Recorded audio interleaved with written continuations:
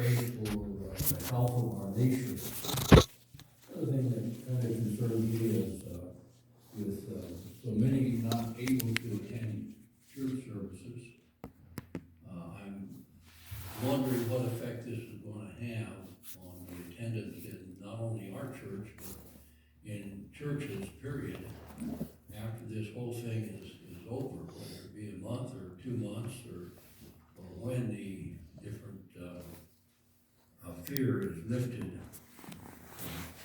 I suppose that's something we need to be praying about as well, and considering that we seek God's will and seek His direction at this time. So again, welcome each one. Welcome those who are with us on Zoom this morning. Might be your first time to try our Zoom account or whatever it's called, but I hope it works well, and hope you can hear and see for those of you that are able to see on the computer. So thanks to Sister Fran for getting that all set up, and then Brother Sam is going to try to put it on YouTube as well. I think I would have a really appropriate message this morning. And the title of my message, those of you who've seen the bulletin already know it, but it's Anticipate a Blessing. We're going to talk about some different times of trial that people have gone through and in the scripture, and the fact that it always is for, or turns out to be, a blessing to those that are faithful and to those that serve the Lord through their times of trial. And so this is the kind of a time of trial as well, and I anticipate it to be a blessing. I already mentioned the fact that in some cases maybe people are influenced by Satan and by self, and maybe there's a temptation to cease to acknowledge and to serve God as well.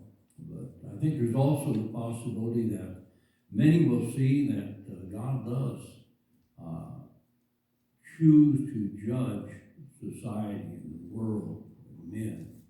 And I really think that we're in a time of judgment. God is saying to us and to the world within which we live, to our country, that we need to repent of our sin, and we need to seek Him and serve Him with our hearts and with our lives.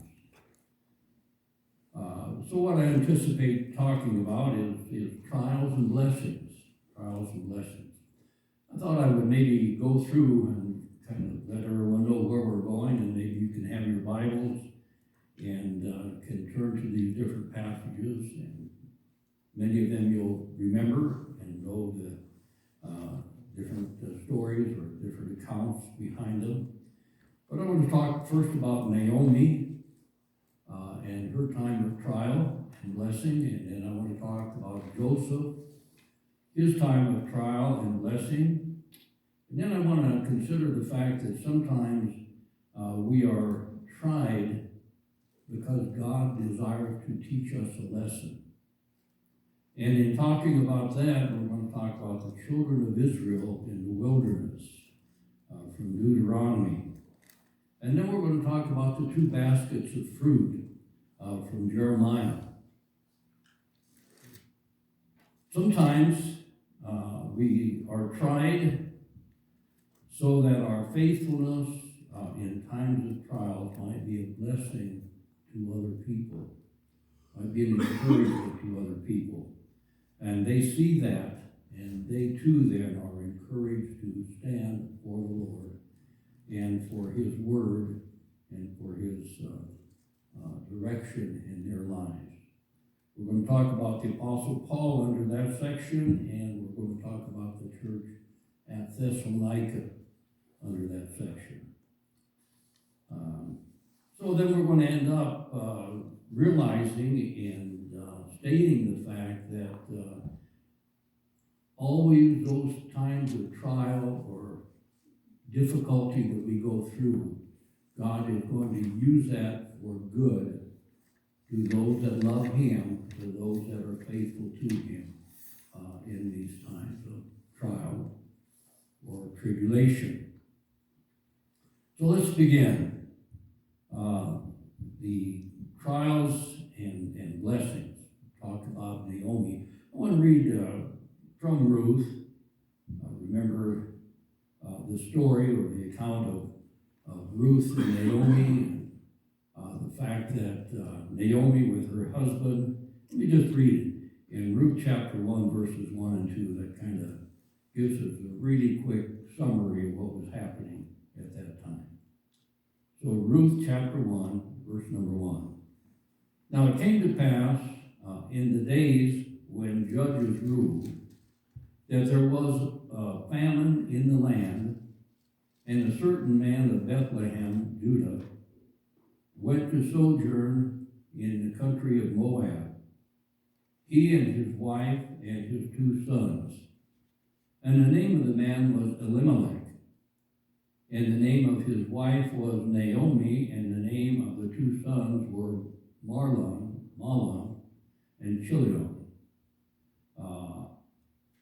Ephrathites of Bethlehem, Judah. And they came into the country of Moab and continued there. So let me stop there just to comment. We're going to read a couple more verses, verses 20 and 21. But let me just comment just for a moment. Moab was, if you take a look at your map at the time of the Judges, Bethlehem was north, almost to the top of the Dead Sea. And it was on the west side of the Dead Sea, on the upper end there. And the land of Moab was on the east side of the Dead Sea, and it's the very bottom of it, or maybe below it, as I can't remember exactly, but maybe below it. And so it was a good ways, it was less than 100 miles travel, I think, but it was good ways. I don't know if they crossed the Red Sea. They probably crossed not the Red Sea, but the Dead Sea, or crossed over at the bottom there on the south end rather than the north end. But that's where they went. And there was a famine in the land of Judah on the west side of the Red Sea, of the Dead Sea, and evidently there was water on the other side, and they had crops and food. So Elimelech chose to take his wife and his sons, and his sons were probably grown already when they went. It's pretty hard to know the time that they were there. I don't know how long they were there. But they were probably grown, and so they went across, and the Lord brought them across to bless them. It's a time of trial for Naomi, a severe trial, if you will, and the Lord in reality is going to bless them and bless a certain woman named Ruth, which would tell us, as we go through this and think about it, it would tell us that, hey, the Lord will bless those that he knows are going to serve him. And so here's a woman that he chose out of the Moabites to have a very special place, as far as I'm concerned at least, in Israel. And so we'll talk about that and think about that. Let's go ahead and read verses 20 and 21 though. So she heard that the famine was over at Bethlehem in the west side of the Dead Sea, and so she chose to go back home. In the meantime, her 2 sons had married Moabitish women. One of those women's name was Orpha, and the other one, of course, was Ruth. And so as Naomi prepared to return to her own land, she told her daughters-in-law, go back to your families, go back to your life before I'm going to return to Bethlehem, to Judah. And both of them first said, no, we won't do it, we're going with you, but as she continued to encourage them to do it, Orpha chose to stay in her country. Ruth, however, as you remember, chose to go with Naomi, and she said, only death is going to part you and I. And your God will be my God, your land will be my land. And so she chose to stay with her. In fact, she insisted on staying with her. Well, as she was there, I think I may not have mentioned, but her two sons married, and then they passed. And so she now is alone. She had gone there with her family, her husband and two sons. She just has Ruth, her daughter-in-law, as she returns to Judah, to the land of Judah. And so she says this in verses 20 and 21. And she said to them, so when she got back, the people called her Naomi, and she said, call me not Naomi, call me Mara, for the Almighty has dealt very bitterly with me. I went out full, and the Lord hath brought me home again empty. And I went out with my family and my sons and my husband, and now here I am. He brought me back empty. She goes on, why then call ye me Naomi, seeing the Lord hath testified against me, and the Almighty hath afflicted me? So she was kind of down, I would say, at that point. But, you know, the really great thing about it is the Lord, from the beginning, knew and understood what would occur. And in fact, he's going to bless not only Naomi, but Ruth and all of those that are involved. In Matthew, the first chapter, verses 5 and 6, it gives us the lineage that I want us to notice, the lineage of Ruth, for a short time. It says in Matthew chapter 1, verse number 5, it says, Solomon begot Boaz of Rachab. And that Rachab is Rahab, the harlot of Jericho.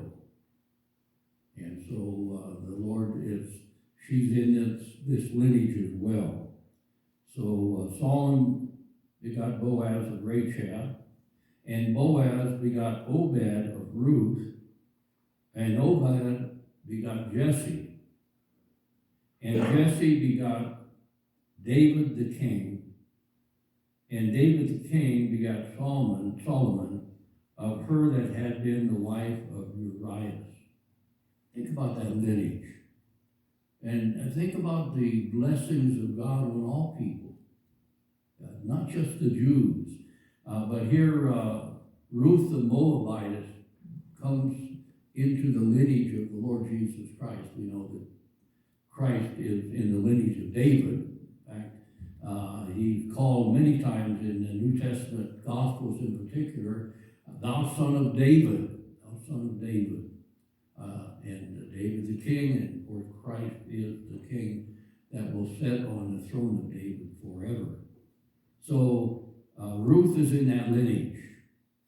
But not only Ruth in that lineage, but Rahab, the harlot, is in that lineage. And the Gentile peoples are in that lineage, the Moabites. Moab was the son of Lot by incest. And then we go on and we find, you know, the fact that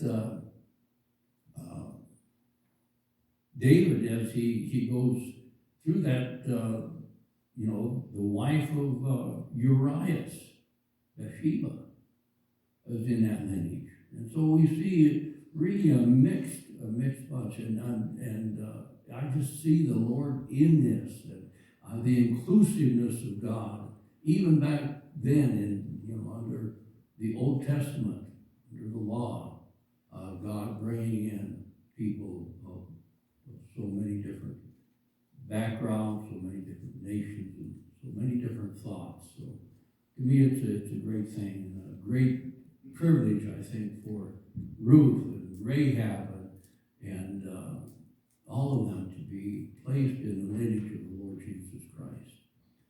So Naomi felt really bad at the time she went back home. But think about the blessing that she received as she had this grandchild that she helped to raise. And the blessings that it is as she looks back today and finds herself in the lineage of the Lord Jesus Christ. So let's talk about Joseph. And Joseph's trials, we know and understand them. We know that he was sold by his brothers into slavery, into Egypt, and that he went there and he did well because the Lord was with him, because he faithfully served God. So he first went and was the servant of the Potiphar, the slave of the Potiphar. He raised up in position and rank under the Potiphar's direction and house. And then he was lied about and ended up in prison. And then, because again, the Lord was with him there, he actually interpreted some dreams and was taken out of prison. And eventually became the head of feeding that part of the whole world. And then eventually his brothers came and they were revealed to him, the ones that had sold him into slavery. And then their dad died. Their dad, Jacob, was brought to Egypt, and he died in Egypt. And his brothers at that time became quite fearful and thinking, boy, now Joseph is going to get even. If we think about it as the world thinks about it, I suppose that would be the time to get even. To be sold into slavery as a young man and spend so many years in slavery. But that's not what the Lord had in mind. And because Joseph was a faithful servant of God, that's not what he had in mind. He could see the blessing that God had brought, both to himself and then also to his people, to Israel, to God's people. So let me read some from Genesis chapter 50. And I'll begin here with verse 15 and read at least a few verses here. And when Joseph's brethren saw their father was dead, they said, Joseph will peradventure hate us, and will certainly requite us all the evil which we did unto him. And they sent a messenger to Joseph, saying, Thy father did command before he died, saying, So shall ye say unto Joseph, Forgive, I pray thee now, the trespass of thy brethren and their sin. For they did unto thee evil, and now we pray, forgive the trespass of thy servants, of thy servants of the God of thy father. And Joseph wept when they spake unto him. So they came and expecting him to be vicious, unmerciful, and instead he wept. And he went and fell on his face. And they said, Behold, we be thy servants. And Joseph said unto them, Fear not, for am I in the place of God? And God will judge. It should be our attitude, isn't it? Shouldn't it? In everything, so often we find ourselves wanting to get even with somebody, or being unhappy, and sometimes we do. Sometimes we lash out. Sometimes we have things to say, when in reality we should just say, the Lord knows, and he'll deal with that. That's what Joseph was saying. The Lord knows, and he will deal with it. I don't have to deal with it. I have a clear conscience before God. I love my brothers. will deal with it. Anyway, verse number 20. But as for you, he says, ye thought evil against me, but God meant it unto good, to bring to pass, as it is this day, to save much people alive. Now therefore fear ye not. I will nourish you and your little ones. And he comforted them and spake kindly to them. So there was a blessing. So there was a trial. There was a blessing. There was difficulty that Joseph went through. I don't suppose it was easy for him at all. But in the end, God blessed not only Joseph and will bless Joseph in eternity, but he blessed all of Israel. He blessed all of Egypt because the Lord, through Joseph, maintained food for all of Egypt and all of that part of the world. So there was a trial, but there was a tremendous blessing. And so we must keep into our hearts, in our minds, in our understanding. Sure, we will go through times of trial, times of testing, but God always means them for good. And if we will walk with him through them, he will bless us. As I mentioned, I'm going to go through next. Sometimes we're tried because God desires to teach us a lesson, because he has a lesson for us, and he wants us to learn it. And so he emphasizes that through a time of trial. So let's take a look at Deuteronomy, the 8th chapter, Deuteronomy chapter 8. Just going to read one verse there. And this occurs while the children of Israel are in the wilderness. Deuteronomy 8:3.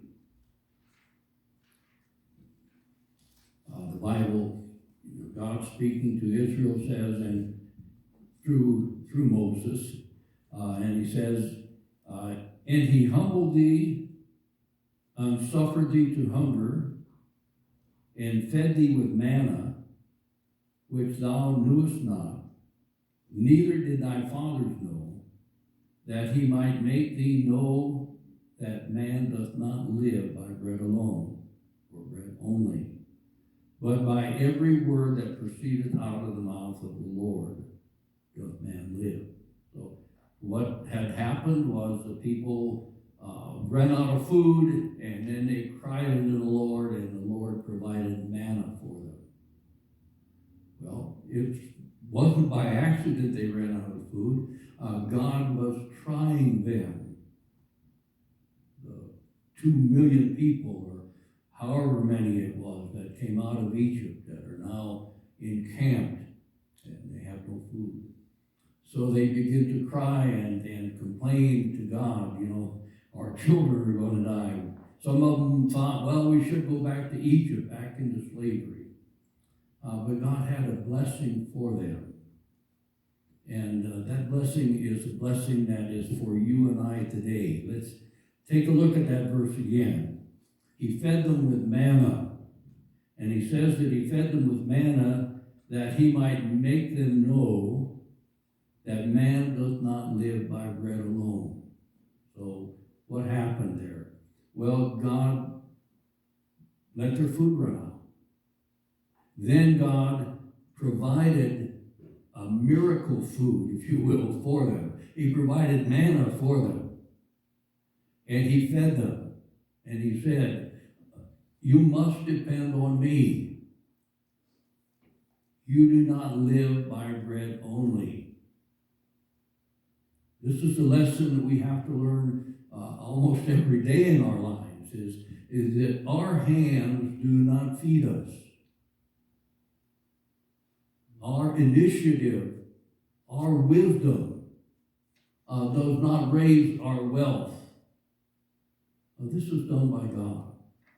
And we need the lesson that man does not live by bread alone. We need to understand that it is God. Every good and every perfect gift comes from God. And therein are we blessed, and not in some other way. So he says, that verse there, he says, no, I want to go to Deuteronomy, sorry. Deuteronomy chapter 30, verse number 20. Let's just go on to Deuteronomy 30, verse number 20. It says in verse 20, that thou mayest love the Lord thy God, and that thou mayest obey his voice, and that thou mayest cleave unto him. And then I want us to pay particular attention to the next two phrases. For he is thy life. That's what he said in the earlier one, that man shall not live by bread alone, but by every word that comes out of the mouth of God. Now he says, because he is thy life. He provides for us, not we ourselves. And man, in general, the greater part of our population, the greater part of the world does not accept that. But nonetheless, this is the case for every man. If the Lord brought great